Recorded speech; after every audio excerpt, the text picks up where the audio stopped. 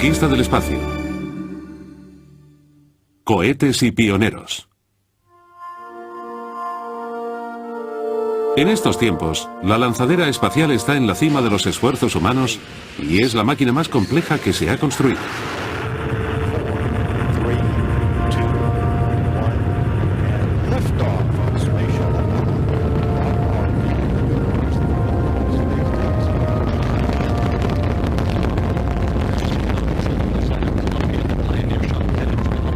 Y con ella podemos escapar de la atracción de la Tierra.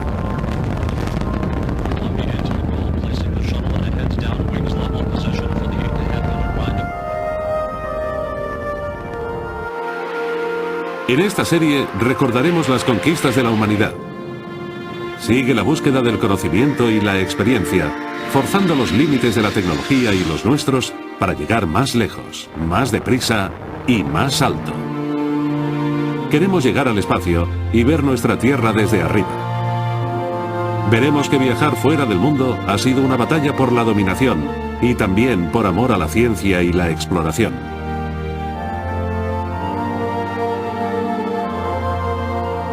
El Hubble observa el cielo, es una máquina del tiempo, escudriña en profundidad el universo y vuelve atrás en el tiempo como nunca hubiésemos imaginado. Con esta tecnología podemos presenciar el nacimiento y la muerte de las estrellas, catastróficas colisiones entre galaxias, bellas y sorprendentes nebulosas, y nos hacemos la gran pregunta: ¿estamos solos?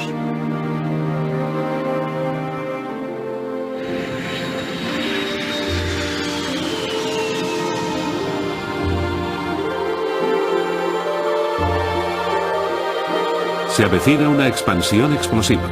Pronto existirá la industria y el comercio espacial que nos llevarán muy lejos en el gran espacio que nos rodea. Un día será normal reservar una plaza para visitar la Luna durante las vacaciones o dar una vuelta en una lujosa línea estelar por el gigantesco anillo de Júpiter.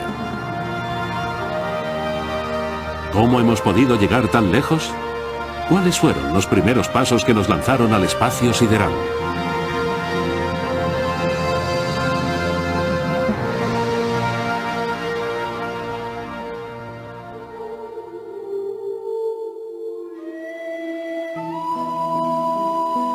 Desde el amanecer de la existencia humana, el hombre ha mirado al cielo con temor y asombro, y los sitios arqueológicos no demuestran que el hombre haya intentado entender, y en algunos casos estudiar, lo que veían por la noche y que aún se sigue viendo hoy.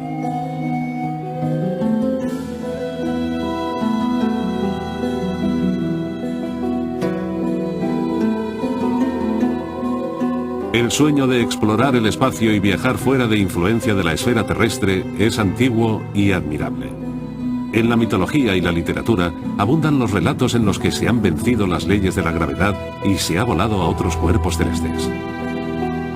El descubrimiento de un mundo en la Luna. Grandes filósofos, matemáticos y científicos pretendían explicar el conocimiento del universo y seguían soñando con que un día romperían los lazos con este mundo. En Francia, a mediados del siglo XVIII, se llevaron a cabo vuelos experimentales. El 15 de octubre de 1783, el sueño de volar se hizo realidad. Se lanzó un globo aerostático, el Aerostat Rebellón, pilotado por Pilat de Rosier, y aunque cayó, voló durante 15 minutos, iniciando la era de los vuelos tripulados.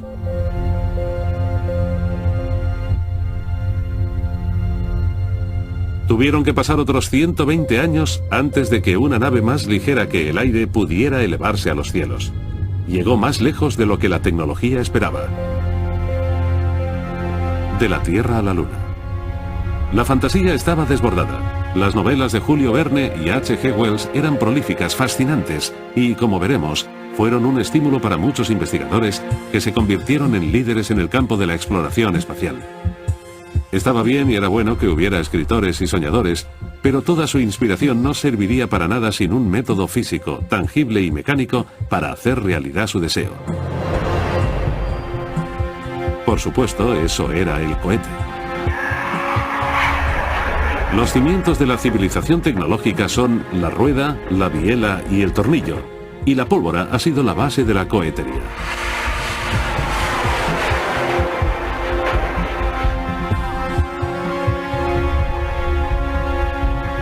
La primera constancia de la existencia de la pólvora data del año 206 a.C., de los tiempos de la dinastía Han en China. Fue uno de los 4 grandes inventos hechos por los antiguos chinos. La composición es 15 partes de nitrato de potasio, 3 partes de sulfuro y 2 partes de carbón. La pólvora se introducía en tubos de bambú y se usaba en ceremonias, festivales religiosos y espectáculos. Las explosiones estremecían a los espectadores y ahuyentaban a los espíritus malignos. Los nombres de los primeros inventores de la pólvora se perdieron en las noches del tiempo, pero avispados observadores se dieron cuenta de que esos tubos de bambú expulsaban llamas por un extremo y se propulsaban con gran fuerza. Después de algunos experimentos, nació el cohete.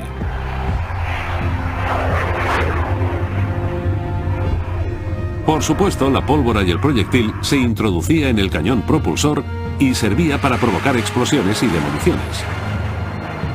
Pero el cohete era único por su fuerza propulsora.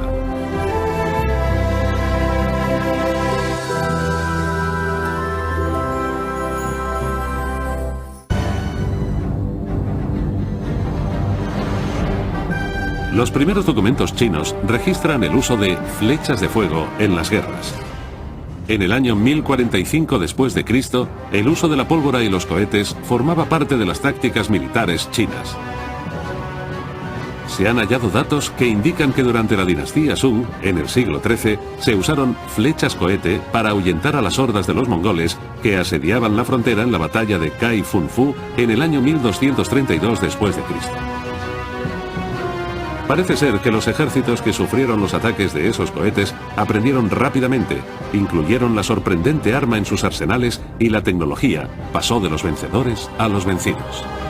Los mongoles introdujeron los cohetes en Europa en el año 1241 después de Cristo y los usaron en la batalla de Sejol contra las fuerzas magiares, a quienes derrotaron, consiguiendo capturar la ciudad que ahora conocemos como Budapest. En 1258 después de Cristo, los ataques con cohetes precedieron a la caída de Bagdad. 10 años después, durante la Séptima Cruzada, los árabes lanzaron cohetes contra el ejército francés del rey Luis IX. Y siguieron utilizándose. En 1429, durante la Guerra de los 100 años, el ejército francés disparó cohetes contra los ingleses en el asedio de Orleans y continuaron en la historia. Los primeros cohetes holandeses se usaron en 1650 y los primeros experimentos militares alemanes empezaron en 1668. Durante el siglo XVIII, los franceses y los ingleses luchaban por el control de las riquezas de la India. Además de luchar entre sí, también se enfrentaron a las fuerzas mongoles. El sultán Tipú de Mysore los empleó en la batalla de Seringapatam de 1792. Y nuevamente en 1799 lanzaron cohetes contra los británicos. Varios inventores británicos intentaron copiar esos cohetes. Uno de los diseños fue aceptado por el ejército británico, que hizo una exitosa demostración en 1805. El cohete fue diseñado por William Congreve, un inventor que dirigía el Real Laboratorio de Woolwich. El cohete constaba de un cuerpo cilíndrico de lámina de hierro y se propulsaba con pólvora negra. Tenía una ojiva explosiva o incendiaria y una vara de madera para estabilizarlo. El diseño original llevaba la varilla montada en la ojiva. Más tarde, en 1815, fue mejorado con la adición de una base plana y un orificio para introducir la varilla. El alcance era de 3 kilómetros, aunque eran poco certeros y tenían tendencia a detonar prematuramente. Por eso eran armas de efecto psicológico más que físico. Congreve diseñó varias cabezas de diferentes tamaños, desde 1 a 10 kilos. La de 10 kilos, con una varilla guía de 5 metros, era la más utilizada.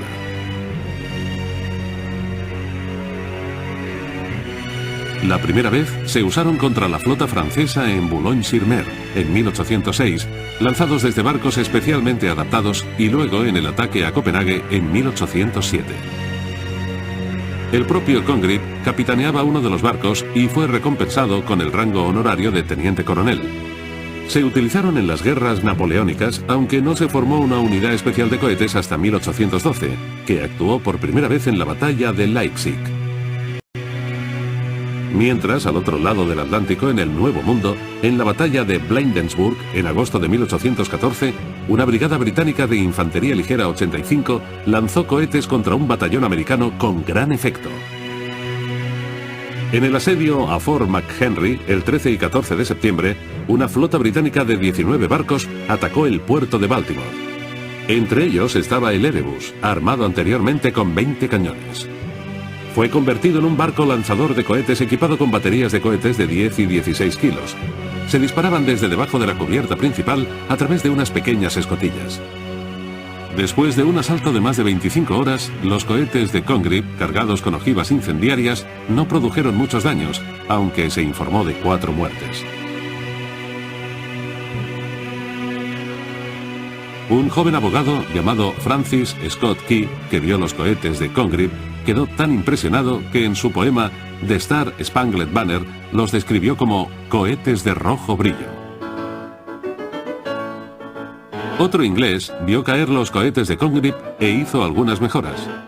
William Hale estabilizó el vuelo de los cohetes para aumentar su efectividad. Intentó hacerlos girar igual que la bala de un fusil utilizando los gases de escape. Después de varios diseños, instaló 3 aletas curvas en la salida de gases, desviando parte de estos y forzando a girar al cohete y estabilizando su trayectoria.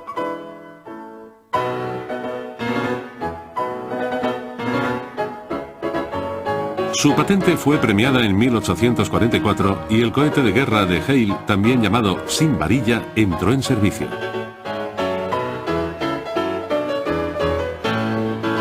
Los norteamericanos adoptaron la tecnología y en 1847, durante la Guerra Mexicano-Americana, se utilizó una batería de cohetes contra las fuerzas mexicanas en el asedio a Veracruz y en la captura de la fortaleza de Chapultepec, consiguiendo la rendición de la Ciudad de México. Nuevamente, en la Guerra Civil Americana, en julio de 1862, el capitán de división Stuart, de la caballería confederada, lanzó cohetes contra las tropas del capitán McClellan de la Unión en Harrison Landing, Virginia. Un coronel de la 10ª Reserva de Pensilvania informó de un incidente. Uno de mis hombres ha sido herido por un proyectil lanzado con un cohete desde una especie de carro. El autor fue un tal coronel James T. Kirk. En un interesante libro sobre balística, Nuestra increíble guerra civil, el autor Burke Davis asegura que el ejército confederado disparó un misil sobre la ciudad de Washington. Tendría 3,70 metros de altura, con una ojiva de latón cargada con 4,5 kilos de pólvora, y sería lanzado desde las afueras de Richmond, Virginia, pero nadie lo vio volar, nadie lo vio caer. Tal vez es un mito de guerra, pero se especula que quizá el primer satélite del espacio fue lanzado por los confederados.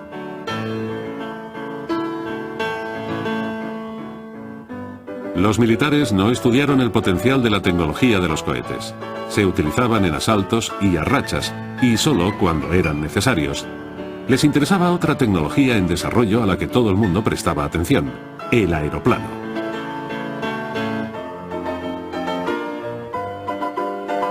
Dos jóvenes y emprendedores fabricantes de bicicletas de Ohio, Wilbur y Orville Bright, volaron por primera vez con éxito en una máquina más ligera que el aire el 17 de diciembre de 1903 en Kill Devil Hill. Se habían inspirado en Otto Lilienthal, un alemán diseñador de planeadores y una de las figuras líderes en el diseño de aparatos voladores. Murió el 10 de agosto de 1896 por las heridas que sufrió al estrellarse con uno de sus planeadores. Wilbur empezó a leer todo lo que caía en sus manos sobre aviación. Como todos los inventores y pensadores independientes, imaginaba algo totalmente nuevo para resolver el problema que habían tenido otros que intentaban volar: la posibilidad de controlar la maniobra de vuelo. Wilbur ideó un sencillo sistema que giraba o movía el ala, haciendo que fuera a derecha o izquierda. Los cohetes quedaron a un lado y se inició la investigación y el desarrollo cuando los cielos se abrieron para quienes querían ser pilotos.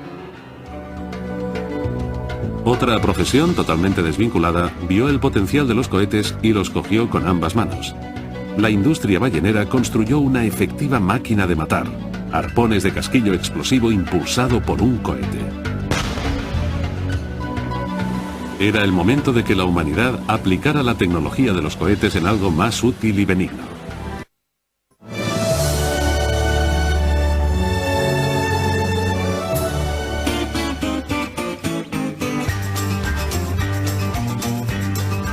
Con la llegada de la revolución industrial y el potencial de las nuevas tecnologías, las máquinas hasta entonces irrealizables empezaron a brillar como un faro para inventores y soñadores.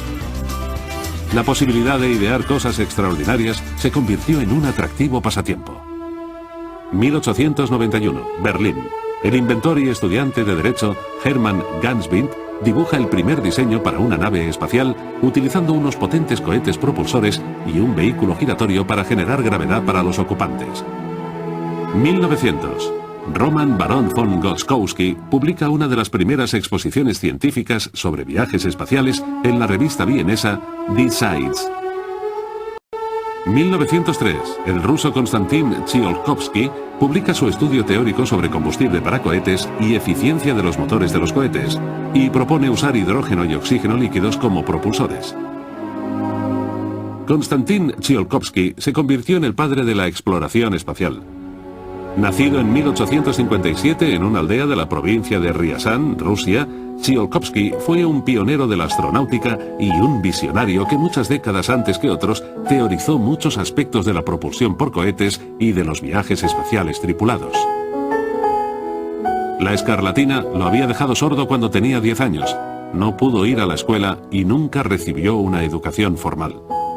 Sin rendirse, Tsiolkovsky marchó a Moscú y su tutor fue el excéntrico y brillante filósofo ruso Nikolai Fedorovich Fedorov. A la edad de 17 años, e inspirado por las novelas de Julio Verne, Tsiolkovsky soñaba con la posibilidad de un vuelo espacial. Empezó a diseñar vehículos espaciales y a estudiar los problemas de los viajes y la vida en el espacio. Con gran diligencia y por sí mismo, consiguió su título de profesor y se fue a trabajar como profesor de matemáticas a Borovsk. Allí empezó sus investigaciones científicas sobre la construcción de globos aerostáticos, la vida en el espacio, aerodinámica y filosofía. Fue ascendido y se mudó a Kaluga, donde se convirtió en un reconocido científico. Escribió y publicó sus teorías sobre los vuelos espaciales y los viajes interplanetarios. Soñaba con el lejano futuro de la humanidad, la conquista del espacio y la posibilidad de volar desde nuestra cuna, la Tierra, hacia las estrellas. A principios del siglo XX, todo el mundo intentaba levantarse del suelo. En 2 continentes, investigadores e ingenieros miraban al cielo. Un joven Robert H. Goddard diseñaba cohetes para salir a la atmósfera superior y llegar al límite del espacio. En 1919, Robert Hutchins Goddard publicó un trabajo de 69 páginas con sus investigaciones, titulado Un método para llegar a grandes altitudes. Goddard nació en 1882 y su interés por los cohetes se despertó en 1898, cuando con 16 años empezó a leer libros del novelista inglés H.G. Wells. Goddard era profesor de física en la Universidad Clark de Worcester, Massachusetts. En su publicación destacaban sus ideas sobre cohetes y sugería que se podía volar a la Luna en un cohete. El público y sus colegas científicos decían que Goddard era un extravagante, se alejó de la vida pública y continuó sus investigaciones desarrollando un combustible líquido para cohetes.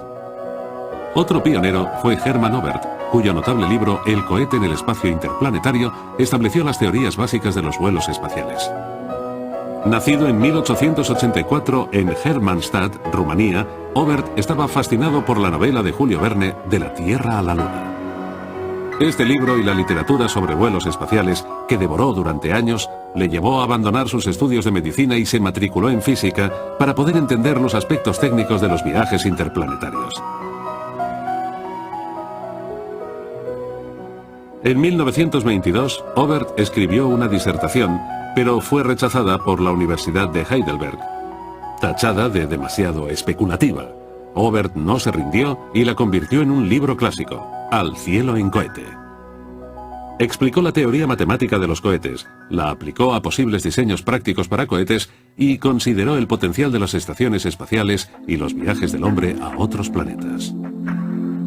En 1925, Walter Hohmann, de Essen, Alemania, publica una detallada tesis, la posibilidad de alcanzar los cuerpos celestes.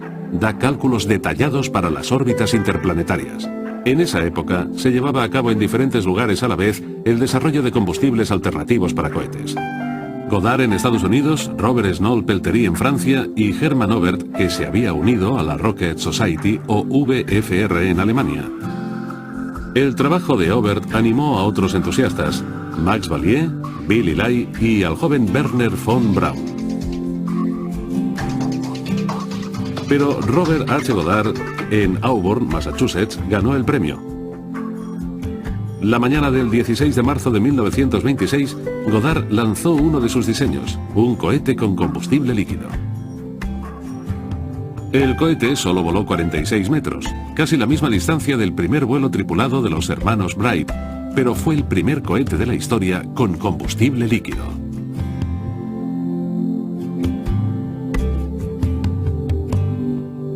Su esposa manejaba una cámara mientras Goddard lanzaba el cohete.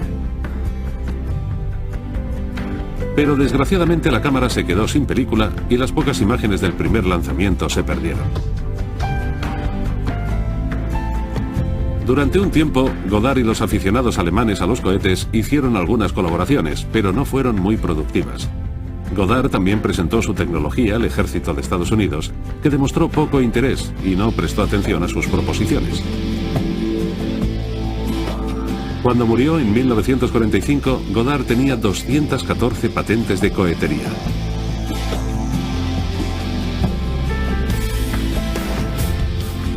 Como veremos, fue una fuerza militar la que se interesó en el desarrollo de esta tecnología.